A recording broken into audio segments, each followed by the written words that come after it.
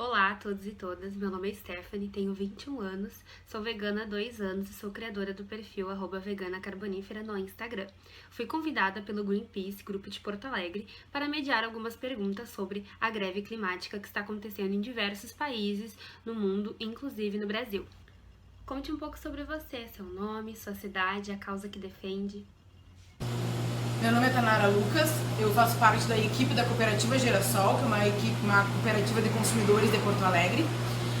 A Girassol existe desde 2006 e eu faço parte da cooperativa desde 2017. Eu já participei de várias funções, já fui coordenadora de comunicação, já produzi conteúdos para as redes sociais da cooperativa, além de funções bem operacionais, como montagem de pedidos, etc. E aí, desde outubro do ano passado, a gente fez a nossa Assembleia Geral da cooperativa e eu fui eleita a coordenadora geral, então, que é a primeira coordenadora geral da história da cooperativa. Que foi, de fato, um ato bem simbólico e bem revolucionário da nossa história, porque pela primeira vez uma mulher foi eleita coordenadora geral da Girassol, e além disso, nós temos, tanto no Conselho Fiscal quanto no Conselho Administrativo, paridade de gênero. Então a gente está num momento muito importante da nossa história, né? Por conta dessas mudanças que a gente tanto acredita, né?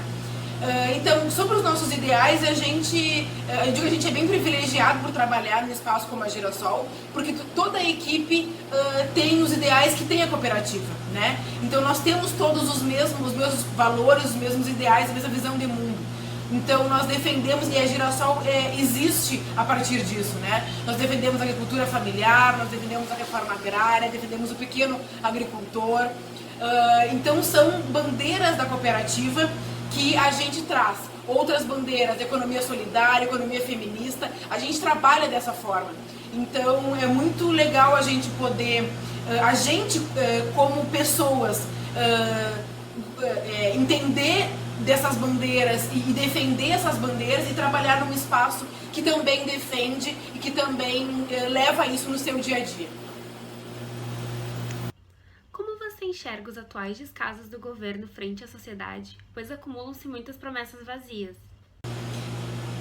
Sobre essa atual conjuntura que a gente está, né? Na verdade, há algum tempo já vem sendo... a gente teve muitos avanços com relação à agricultura familiar, né? Com relação aos programas, por exemplo, do PAA e do PNAE. E isso aos poucos vem sendo desmontado, né? Vem sendo deixado de lado, cada vez mais. Então eu acho que a gente está hoje, e a Girassol como cooperativa está inserida num contexto bem problemático com relação a isso, e a gente cada vez mais se coloca, por conta disso, como um espaço de resistência. Então, por que a gente cada vez mais defende a agricultura familiar, defende o pequeno produtor? Porque cada vez mais esses espaços, essas pessoas têm menos vez, né? Então a gente busca ser um espaço de resistência e de proteção a esses movimentos e a essas pessoas que produzem de forma mais ecológica, de forma natural, de forma saudável, e cada vez mais são esquecidas pelo governo, obviamente, e por consequência por exemplo, nas grandes vendas institucionais, né? Tipo, o governo e isso eu digo governos municipais, estaduais e o federal, eles não cumprem sequer a lei dos 30% para alimentação escolar da reforma agrária, ou da agricultura familiar. Então, se nem esse básico eles cumprem, que já é lei, imagina se vão fazer algo a mais, né? Bom, e a gente sabe, inclusive, da questão ecológica, nem falando de alimento, mas do próprio Pantanal, a Amazônia, que nunca foram tão devastados, tão agredidos, e o governo diz que não, que o governo protege, que eles nunca foram tão protegidos. Então, tu vê que é descaso, e mais do que isso, é um projeto de acabar mesmo, de não ter lutas com relação à ecologia, ao meio ambiente. Então, por conta disso, a gente se coloca muito, e aí eu repito muito incisivamente isso, que a gente coloca muito como um espaço de resistência a esse governo, principalmente ao governo federal, e em proteção aos pequenos produtores, à agricultura familiar, ao alimento orgânico e aquele alimento que de fato nutre, além de encher barriga, né? Ele nutre, ele alimenta. É com esse produto que a gente trabalha e é assim que a gente trabalha dentro da Girassol. O que te motiva a dedicar o seu tempo e a sua força nessa causa? Então, eu acho que eu, particularmente, sempre tive essa visão de mundo, né? Mais justa,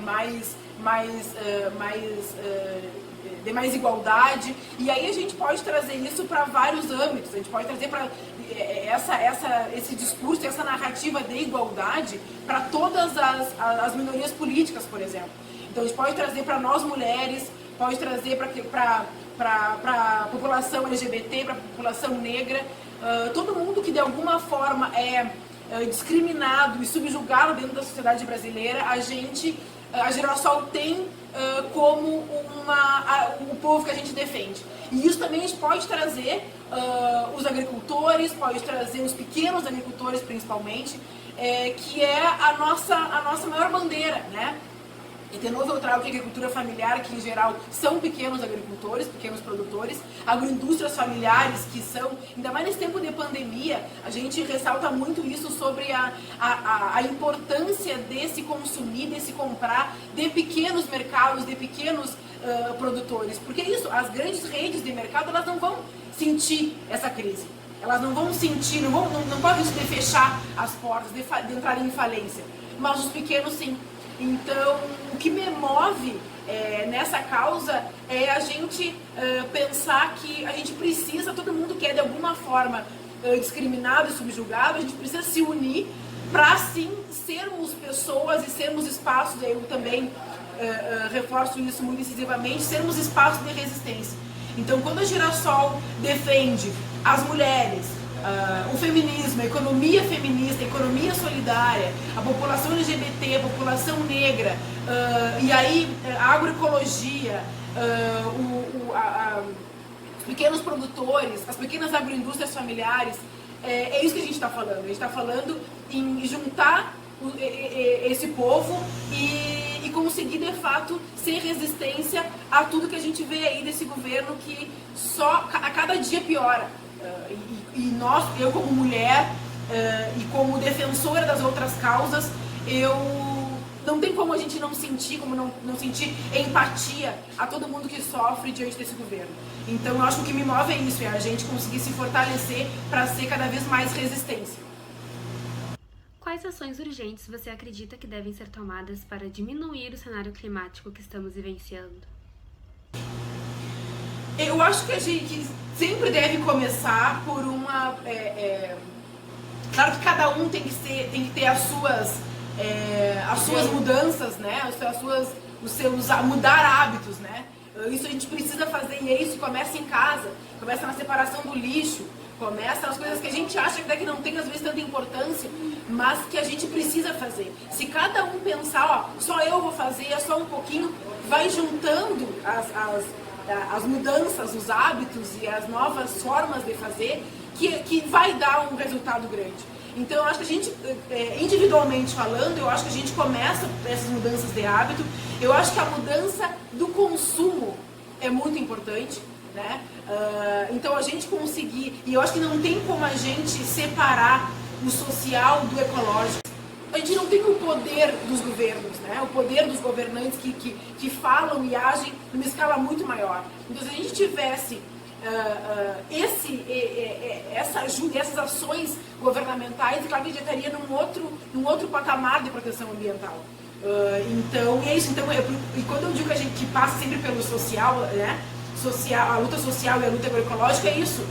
Se as pessoas passarem a votar de forma mais consciente, aí a gente consegue melhorar tanto o social quanto as questões ambientais. Então, o nosso poder diante disso tudo é o voto. Então, a gente passar a votar de uma forma mais consciente e sabendo o que os nossos governantes e candidatos a governantes defendem, aí a gente vai poder defender e vai poder chegar também num outro nível de proteção ambiental. E quando a gente votar errado, vai seguir na mesma...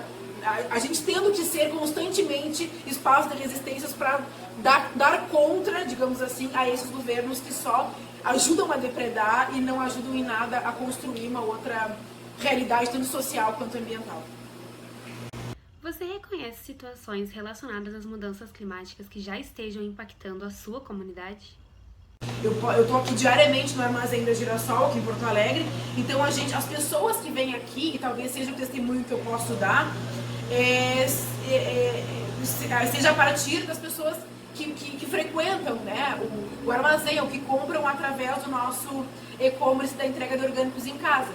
E nessas pessoas eu vejo que já existe uma certa consciência. Acho que é isso, como eu disse, a gente é muito pequeno, a gente não sei se as pessoas que consomem da Girassol conseguem fazer alguma diferença no todo, mas é isso, é aos poucos mesmo, e sempre que se trata de consciência das pessoas, nunca é de um dia para o outro.